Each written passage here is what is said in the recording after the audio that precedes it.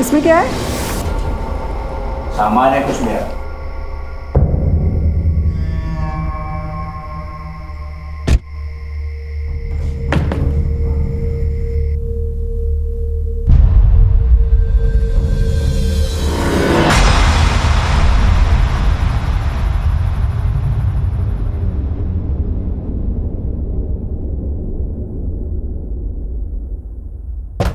क्या कर रहे हो?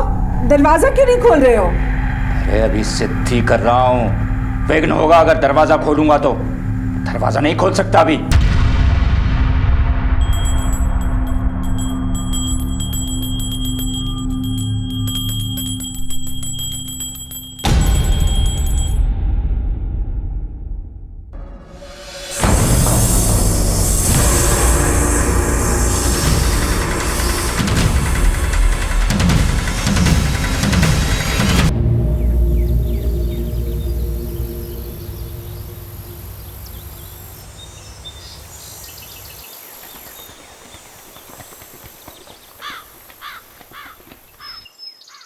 क्या सोच रही हो? मीना दीदी और मोहन जिया जी को गायब हुए 2 साल हो गए, लेकिन अब तक उन दोनों की कोई खबर नहीं है।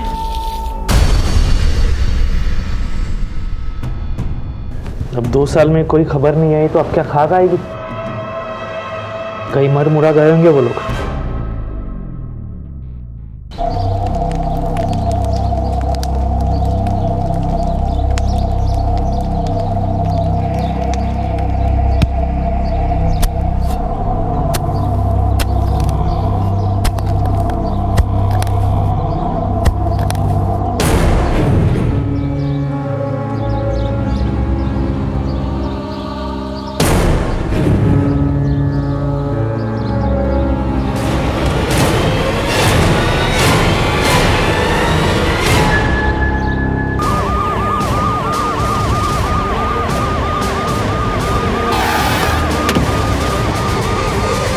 बीच में से हटिए, हटिए।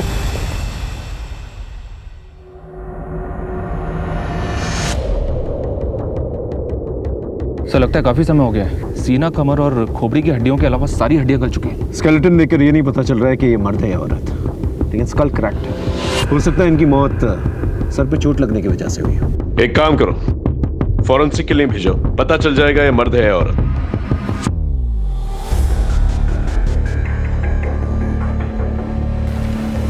ये देखिए सर, ये मिला है। ये तो किसी बैंक का कार्ड है। नाम ठीक से दिखाई नहीं दे रहा, लेकिन नंबर साफ है। पता करो ये किसका कार्ड है। नंबर से पता चल जाए कार्ड होल्डर कौन है। सर इस जमीन का मालिक कौन है? साहब वैसे तो ये ज़मीन सौरभ अग्रवाल की है, लेकिन 2 महीने पहले PWD डिपार्टमेंट ने ये ज़मीन सड़क निर्माण के लिए खरीदी थी।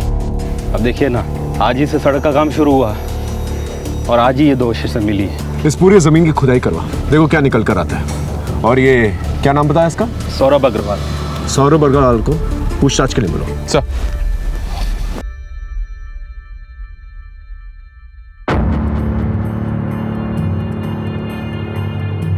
ये डेबिट कार्ड तो सर कठवा गांव के मोहनलाल का है। मैं अभी आपको इसका प्रिंट आउट निकाल के देता हूँ।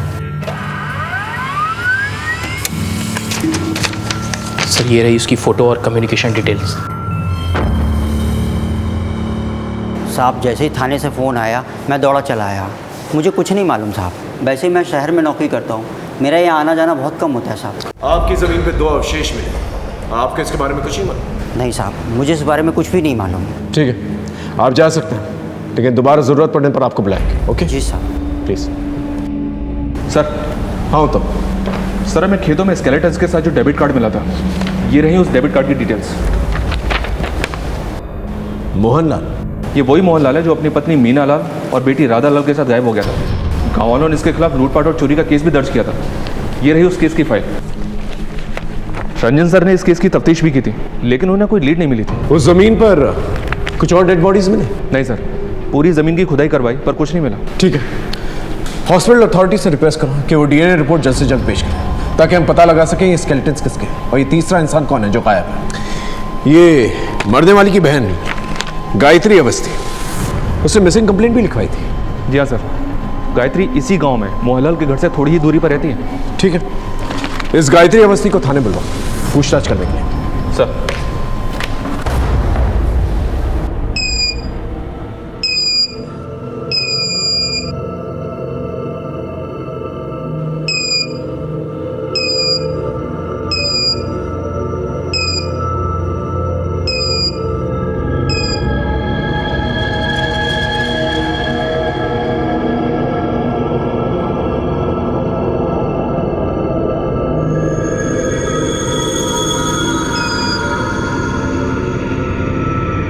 एक्सक्यूज़ मी सर, आप लोग अंदर नहीं जा सकते।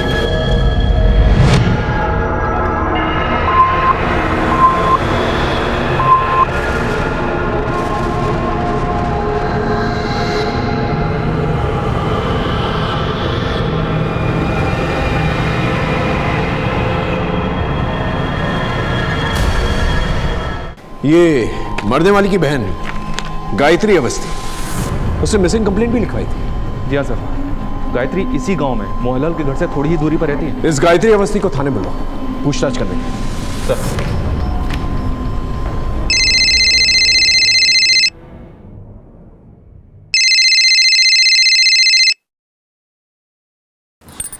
हेलो जी, मैं गायत्री अवस्थी बात कर रही हूँ जी। क्या? साहब, जीजा जी बहुत नेक इंसान थे, पर समय के फेर ने सब बर्बाद कर दिया।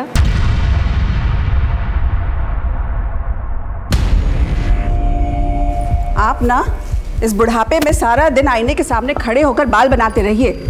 राधा की शादी की चिंता है कि नहीं आपको? लड़की वाले हम हैं, इधर लड़के वालों के फ़ोन पे फ़ोन आ रहे हैं तारीख तय करने के लिए। तारीख उरीख तय करना है कि इस लड़के को भी हाथ से जाने दे। देखो, उन्हें शादी की तारीख तय करने की चिंता नहीं है, उन्हें है दान दहेज की चिंता। हाँ, तो दान दहेज तो देना ही होगा।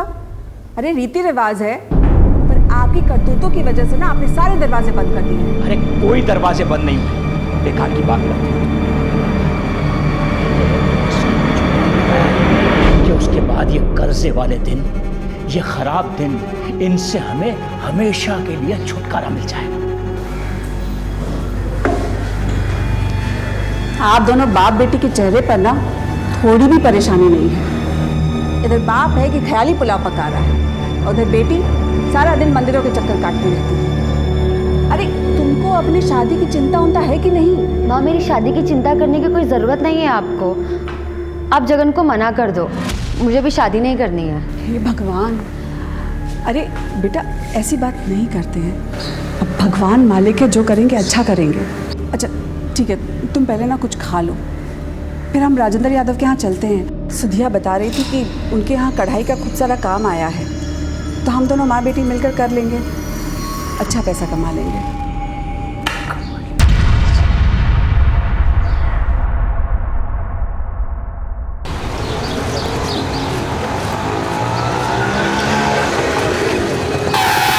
अरे चाची, आइए बैठिए, मैं घर छोड़ देता हूँ। मैं पैसे लेकर नहीं आई हूँ। अरे पैसे की कौन बात कर रहा है चाची, मैं घर ही जा रहा हूँ। आइए बैठिए आप दोनों, मैं छोड़ देता हूँ। आओ ना।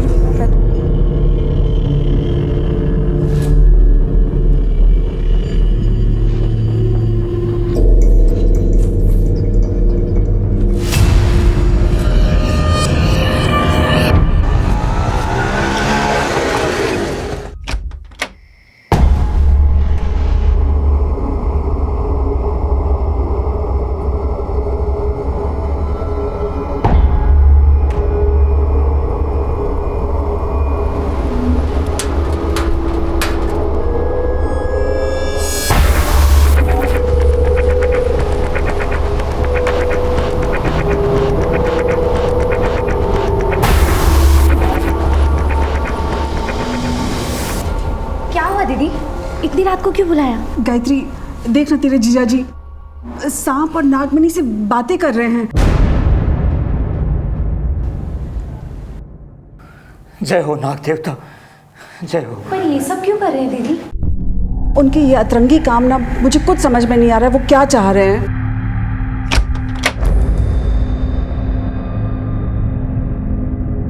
राधा बिटिया, अब तू देखना, तेरी शादी इतने धूमधाम से करूंगा ना, पूरा गांव देखता रह जाएगा। और गायत्री, बस 11 दिन की बात है, उसके बाद मैं तेरी और अशोक की किस्मत बदल के रख दूंगा। तू देखना तेरे जीजा जी क्या करते हैं तेरे लिए। तो क्या हमारा 15 लाख का कर्जा भी उतर जाएगा? अरे 15 लाख का कर्जा तो उतर ही जाएगा, हमारी तिजोरी भी भरी रहेगी।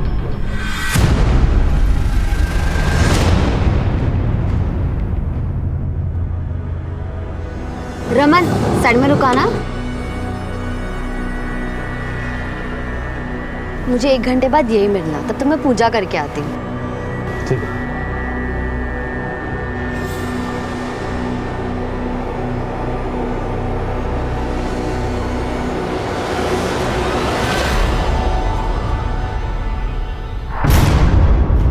राधा, कहाँ रहती हो आजकल? ना फोन करती हो ना फोन उठाती हो, कल मिलने भी नहीं आई। शादी तक कितना तक पाओगे क्या? इरादा क्या है तुम्हारा? हमारी तुम्हारी कोई शादी नहीं हो रही, इसलिए ना ही अपना टाइम वेस्ट करो और ना ही मेरा। लेकिन क्यों? अब सगाई कर ली तो शादी करने में क्या परेशानी है? कोई परेशानी नहीं है, बस इतना समझ लो ये शादी नहीं हो सकती।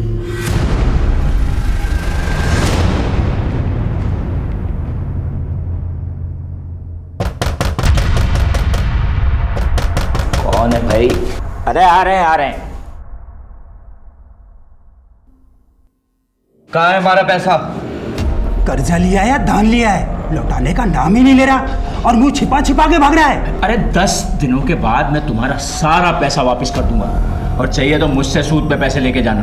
10 दिन में ऐसी कौन सी करामात होने वाली है? दिखाता हूँ, ये देखो, इन 2 डिब्बों में है करामातों की कुंजी। क्या इन डिब्बों में? खुद ही देख लो। जरा हम भी तो देखें। देखो।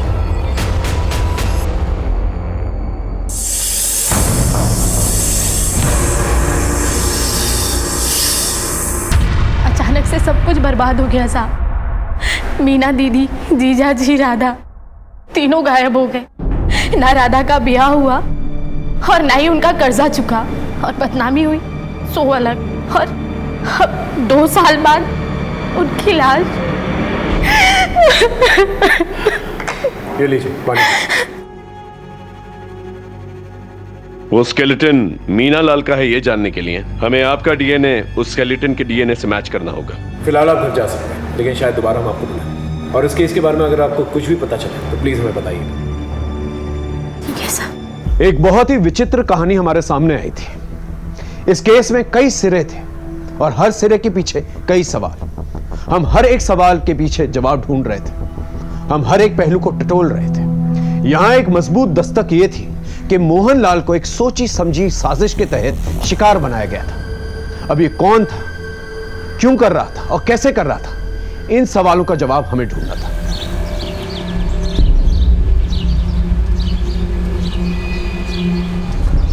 चल आज के लिए इतना ही, अब निकाल मेरे पैसे। लेकिन कल प्लीज यार नई वीडियो लाना। लेकिन कल 30 रुपए लगेगा, बोल देता हूँ। ये काली चाय? दूध नहीं है घर में, चीनी और पत्ती भी पड़ोसियों से मांग कर लाई हूँ। कुछ करो जगत। अरे कम से कम नौकरी ही चेंज कर लो। कितने पढ़े लिखे हो तुम? अरे उषा, ऐसे बीच में ये नौकरी नहीं छोड़ सकता। पता है बॉस ने सैलरी रोक रखी है मेरी। तो कब देगा सैलरी? तुम मुझे अपने भाइयों से भी मदद नहीं लेने देते। अरे उनसे मदद लेके मरना है क्या मुझे? हमारी लव मैरिज हुई है। तुम्हारे सारे भाई मुझसे खार खाए हुए बैठे हैं, कभी भी बदला ले सकते हैं हमसे। तो बताओ अब मैं क्या करूं? गर्व को भी स्कूल नहीं भेज रही हूँ। स्कूल वाले बार बार फीस मांगकर उससे सारे बच्चों के सामने टॉर्चर करते हैं। देखो मैं बात करता हूँ बॉस, अगर सैलरी मिल जाए तो थोड़ी राहत हो जाएगी। मम्मी भूख लग रही है, जल्दी खाना दो।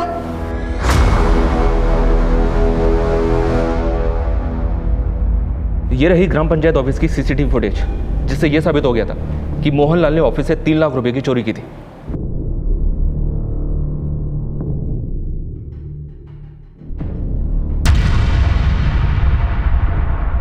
चोरी के अलावा और कोई कंप्लेंट है? जी हाँ सर, उसने गजेंद्र सिंह उर्फ गज्जू और सत्येंद्र सिंह उर्फ सत्तू से भी 1-1 लाख रुपए उधार लिए थे। ये गजेंद्र सिंह और सत्येंद्र सिंह ये वही लोग हैं ना जिनकी मौत 2 साल पहले हुई थी मोहनलाल के घर पे सांप के काटने की वजह से? जी हाँ सर। लेकिन उन दोनों की लाश हमें जंगल में मिली थी और हमने उन दोनों की लाशों का पंचनामा भी किया था।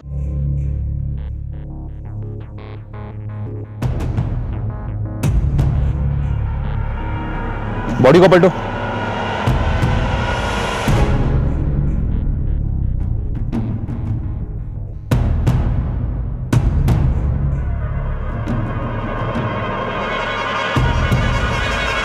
दोनों बॉडीज पूरी तरह से नीली पड़ गई हैं।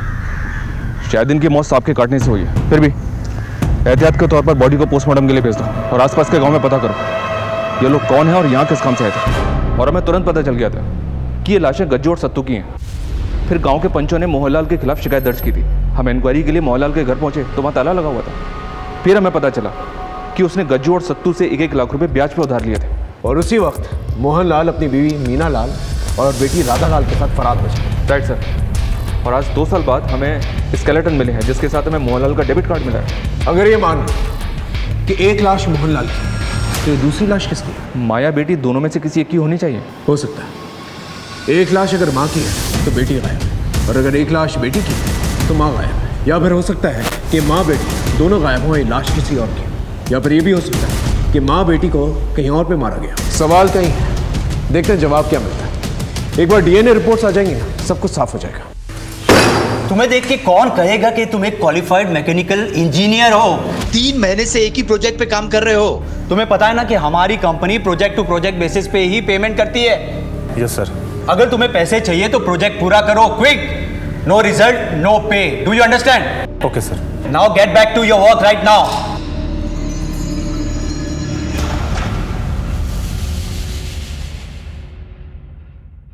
क्या हुआ?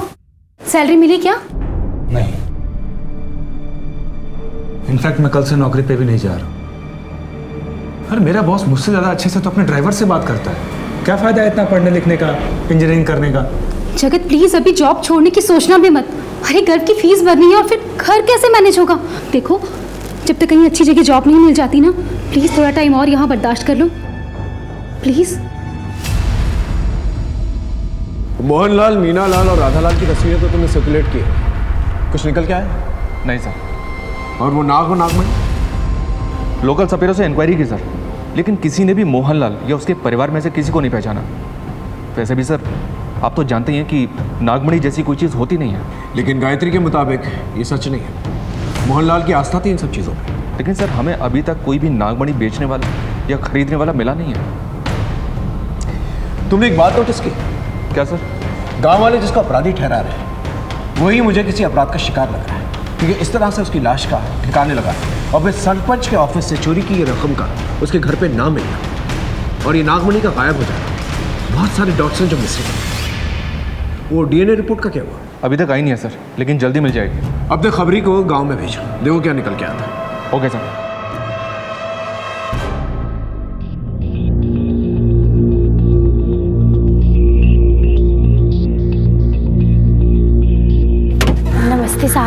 साहब मैं आप लोगों को एक बात तो बताना ही भूल गई। राधा एक दिन मेरे घर पर आई थी अकेली। मुझे बताना, शायद मैं तेरी कुछ मदद कर पाऊँ। मौसी, आप मेरी कसम खाओ कि आप ये बात किसी को नहीं बोलोगे। मैं तेरी कसम खाती हूँ, किसी से कुछ नहीं कहूँगी। पर बता बात क्या है? मौसी, मैं पेट से हूँ। क्या? ये क्या कह रही है तू? बाप कौन है इसका? जगन? वो मैं अभी नहीं बता सकती आपको। एक बार सब ठीक हो जाए सबसे पहले आपको ही बताऊंगी।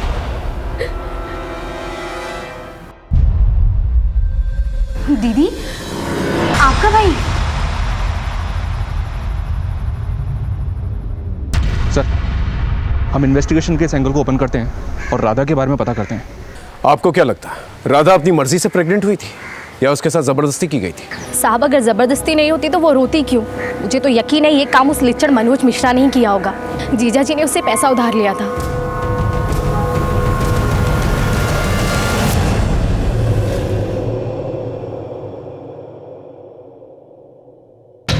राधा कहाँ है? कौन राधा? ज्यादा होशियार मत बन, समझा? राधा मोहनलाल की बेटी जो तेरे कुत्ते की फैक्ट्री में काम करती थी, और वही मोहनलाल जिसने तुझसे कर्ज लिया था। अभी कुछ याद आया है? यहीं पे कुछ और तरीके से याद दिलाऊं? अच्छा वो राधा, वो तो पूरा परिवार 2 साल से गायब है। गायब है या तूने गायब कर दिया है? देख मनोज, हमें सब पता चल गया। राधा तेरे बच्चे की माँ बनने वाली थी।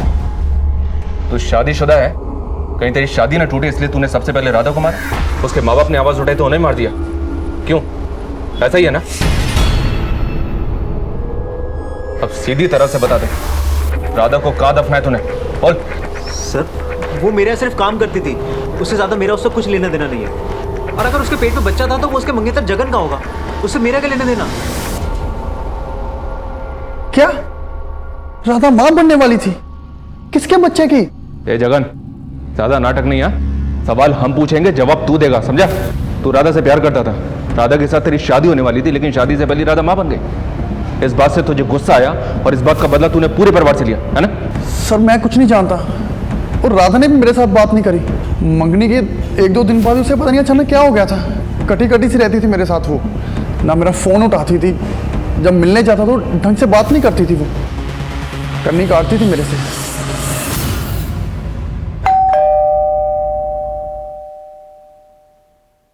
ये लो 1000 रुपए। रुको, कहाँ से लाई ये पैसे? अपने कान के बुंदे बेच कर लाई हूँ। मैं गर्व का फ्यूचर ऐसे बर्बाद होते हुए नहीं देख सकती, और उसे पढ़ने के लिए भी नहीं बोल सकती। पता नहीं पूरा दिन कहाँ घूमता फिरता है। अब आप जाओ और उसके स्कूल की फीस भर दो। अरे अब जाओ ना।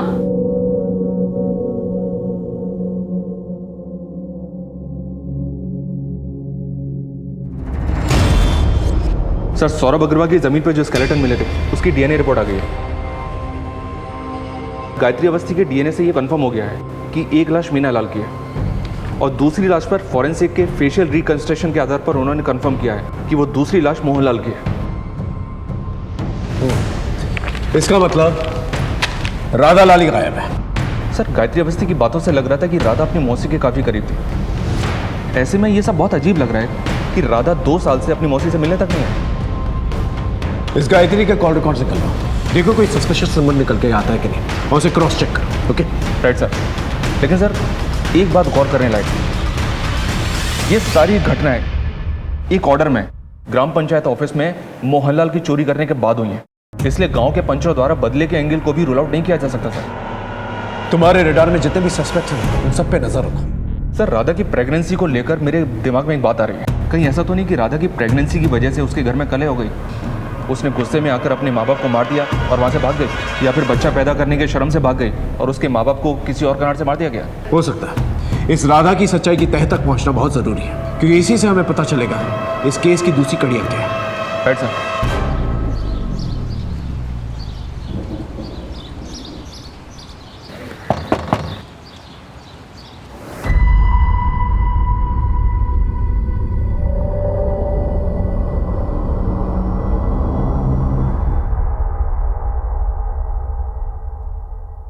स्कूल वाले मान गए 1000 रुपए में। कल से हमारा घर स्कूल जाएगा ना। जगत, संभालिए अपने लड़के को, खुद तो बिगड़ा हुआ है ही, साथ में हमारे बच्चों को भी बिगाड़ रहा है। अरे 20-20 रुपए लेके अपने मोबाइल पे हमारे बच्चों को ये गंदी फिल्में दिखाता है। अगली बार अगर ये पकड़ा गया ना तो यहाँ नहीं, सीधा पुलिस स्टेशन जाऊंगा, संभाल लेना। तेरे पास फोन कहाँ से है? मोबाइल खरीदने के पैसे कहाँ से आए तेरे पास? दिखा, फोन दिखा।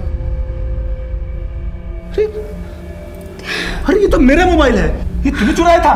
तो क्या करूं, स्कूल से निकाल दिया। पॉकेट मनी के नाम पर सिर्फ 1 रुपया भी नहीं होता है मेरे पास। कुछ ना कुछ तो करना पड़ेगा ना।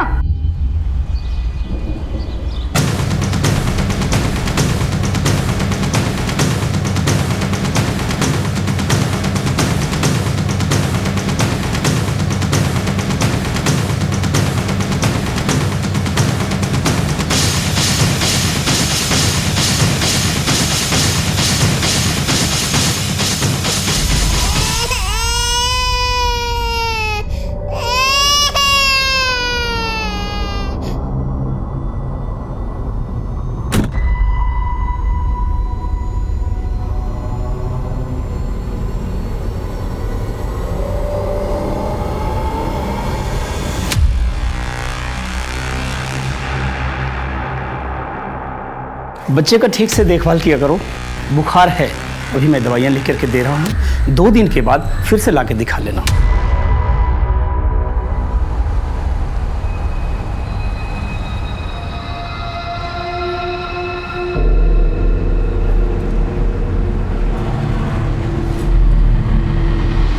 सुनो,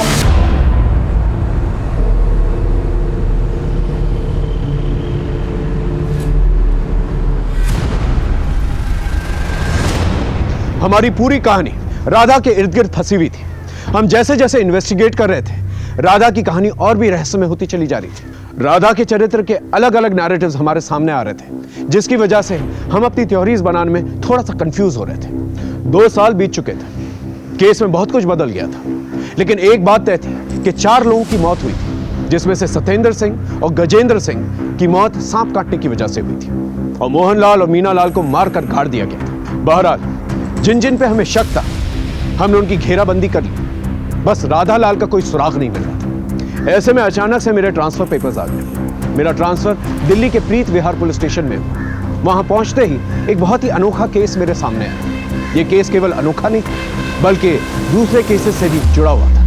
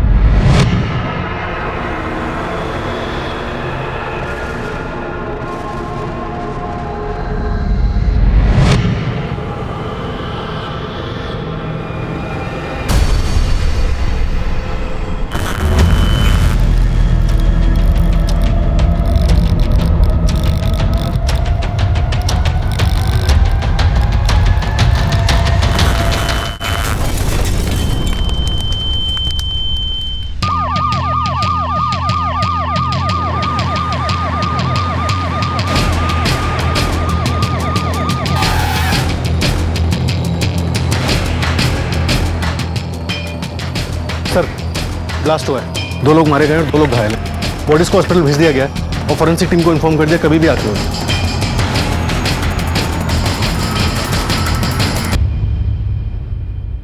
सबसे पहले हमें यह पता लगाना होगा इस ब्लास्ट में कौन सा मटेरियल यूज किया गया और उसके पीछे क्या मकसद है। हो सकता है ये टेररिस्ट एक्टिविटी का। इस फार्म हाउस का मालिक कौन है? Prashant Varma sir, London based NRI। यहाँ एक सिक्योरिटी गार्ड परमानेंट जॉब करता था जो यहीं रहता था। फिलहाल वो फरार है।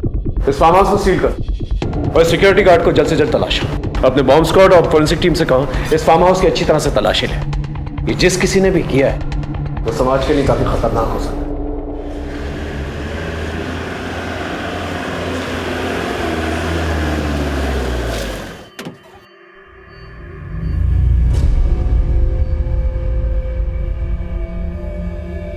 Hello sir. दीपक, हरीश। चलिए सर, पहले प्रेजेंटेशन देख लीजिए, उसके बाद देखते हैं क्या करना है।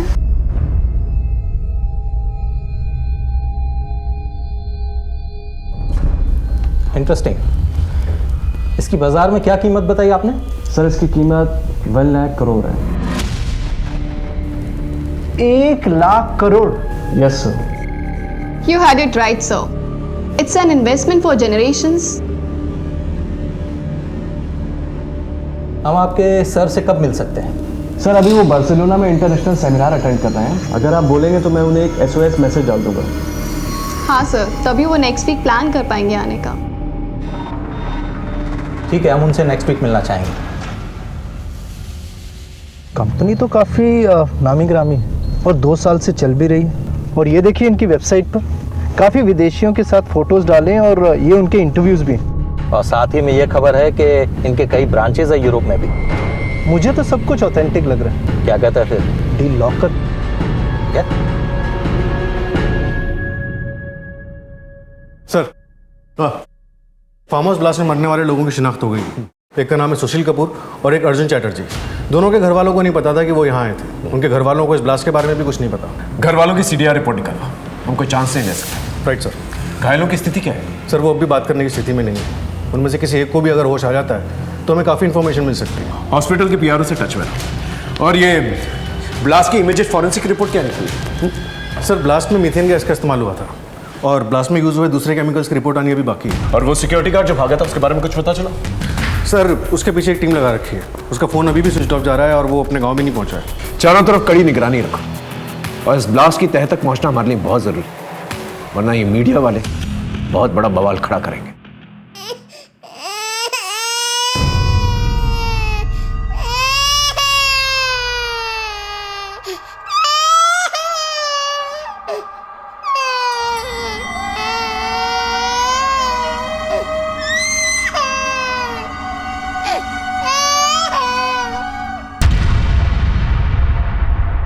बेटा,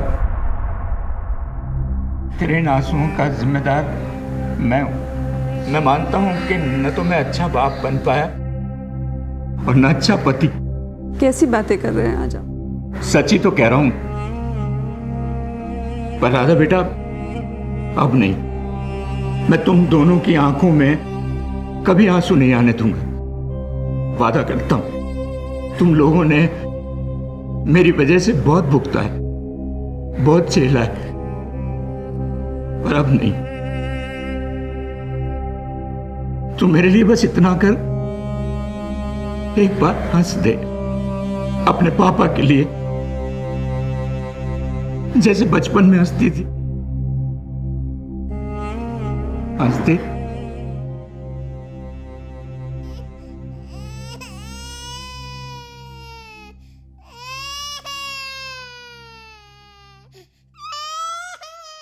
जैसा आप लोगों ने कहा, हमने पूरे 80 लाख रुपए फंड ट्रांसफर कर दिए हैं। That's great sir. हम लोगों ने भी सर को इन्फॉर्म कर दिया है। वो बार्सिलोना से अबू धाबी आ चुके हैं, बस 2 ही दिन में इंडिया आ जाएंगे।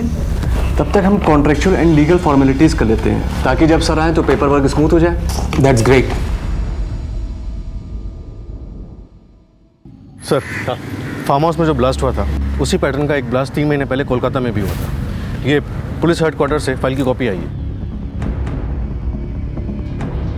ये तो काफी शॉकिंग है। क्या हुआ सर?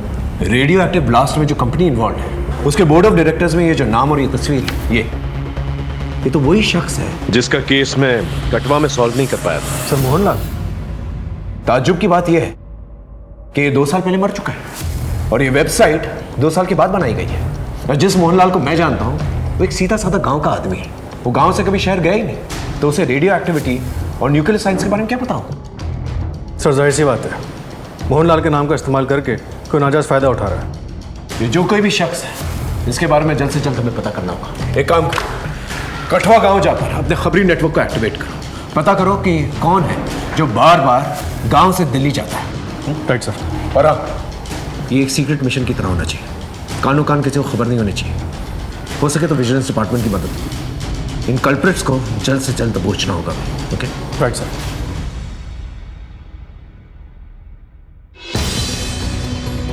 हमने और हमारी टीम ने एक रणनीति तैयार कर ली थी और हमने बहुत ही सावधानी से सारे कल्प्रिट्स को एक साथ बिना किसी हलचल के दबोचना चाहते थे, ताकि कोई भी भाग निकलने में कामयाब ना हो सके।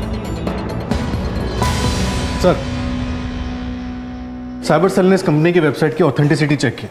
उनके हिसाब से इस वेबसाइट का आईपी एड्रेस मोहनलाल के नाम पर ही रजिस्टर्ड है और खबरों ने पता लगाया कि आजकल इन दोनों का दिल्ली आना जाना काफ़ी बढ़ गया है सर। और एक बात सर, इनमें से एक गांव काफ़ी आता जाता है, जबकि दूसरा काफ़ी टाइम से अपने गांव नहीं लौटा है। साहब, यही है वो फार्म हाउस का चौकीदार। साहब मुझे माफ़ कर दो, मैं पैसे की लालच में आ गया था साहब। एक साहब ने आपसे 2 दिन के लिए बंगला किराए पे लिया था, सोचा कि मैं थोड़ा बहुत पैसा कमा लूँ साहब। इनमें से कोई है? सर ये था।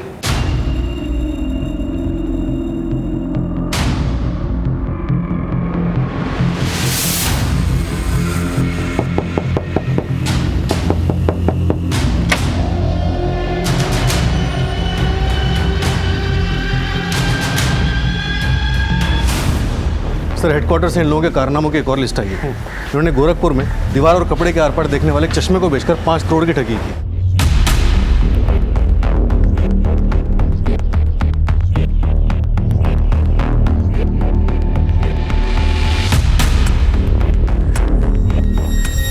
चश्मा बेचने के लिए इन्होंने जुड़वा लड़कियों का इस्तेमाल किया। जुड़वा लड़कियों? हाँ सर। और लोगों को लगा कि एक ही लड़की दीवार के आर पार से नजर आ रही है। इसके बाद इन्होंने दार्जिलिंग में रुद्राक्ष और माला बेचकर 3 करोड़ की ठगी की।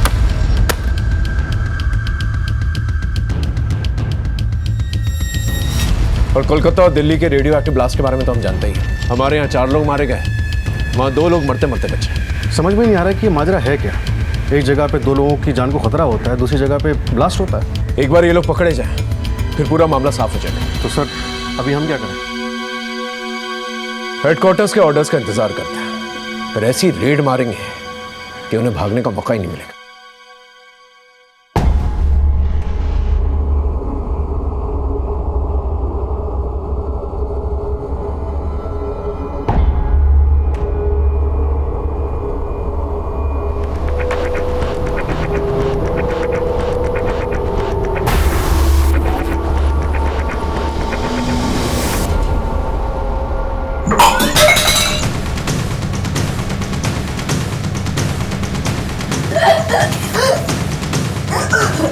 सर,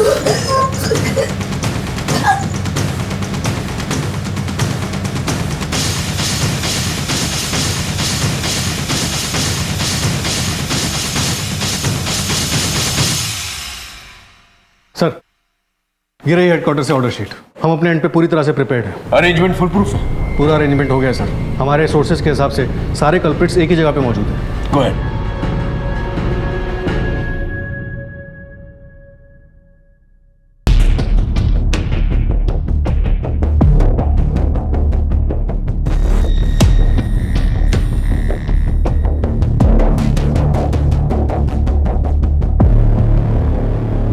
हाय, दीपक।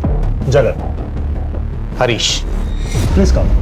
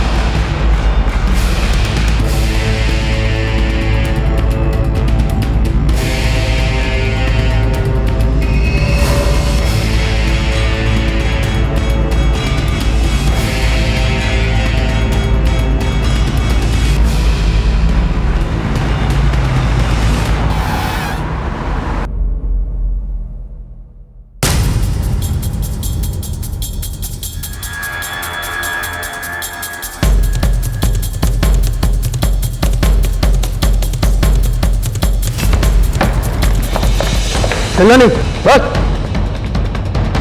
हिलना नहीं। डालो सबको अंदर। डाल, चल यहाँ से, चल चल, चलिए चलिए, चलो चलो चलो।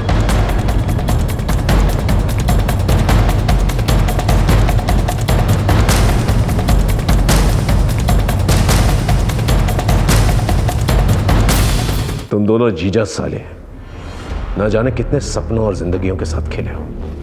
बेटे को दिल्ली के एनडीएमसी स्कूल में पढ़ाने की औकात नहीं है और आज वो बर्मिंघम के रॉयल स्कूल में पढ़ रहा है। वाह, एक ऑटो रिक्शा चलाने वाला, एयरप्लेन चलाने की ट्रेनिंग लेने वाला है। तुम दोनों ने जो 2 सालों में किया है ना, वो एक हार्वर्ड ग्रेजुएट 10 सालों में ना कर पाए।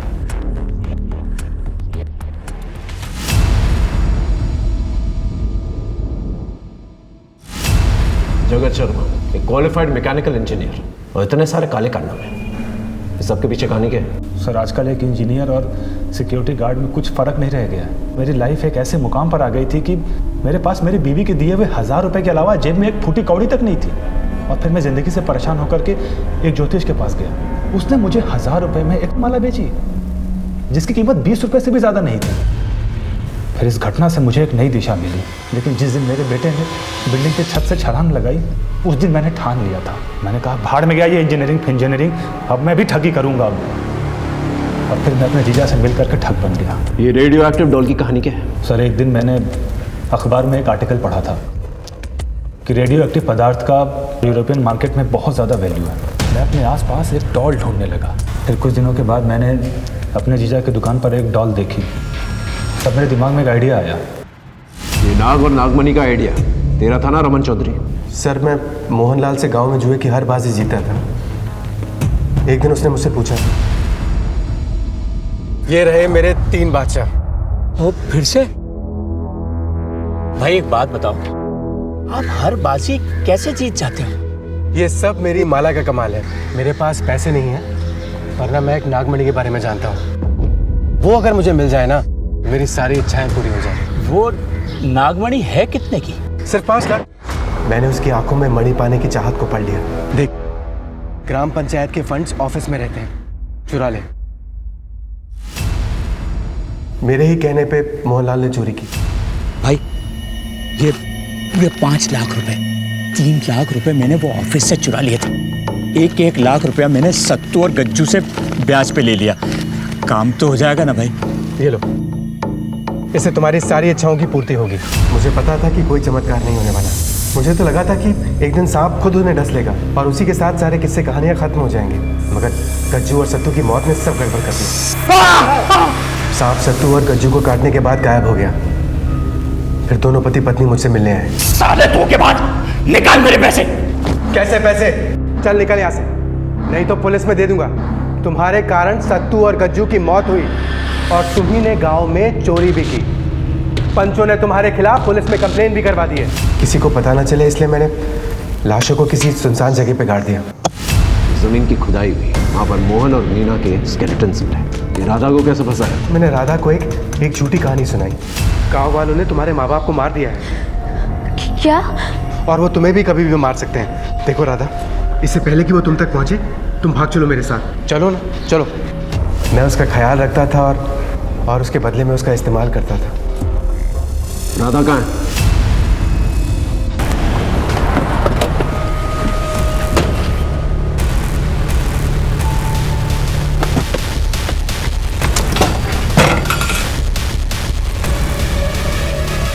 एम्बुलेंस को जल्दी बुला, जा क्विक।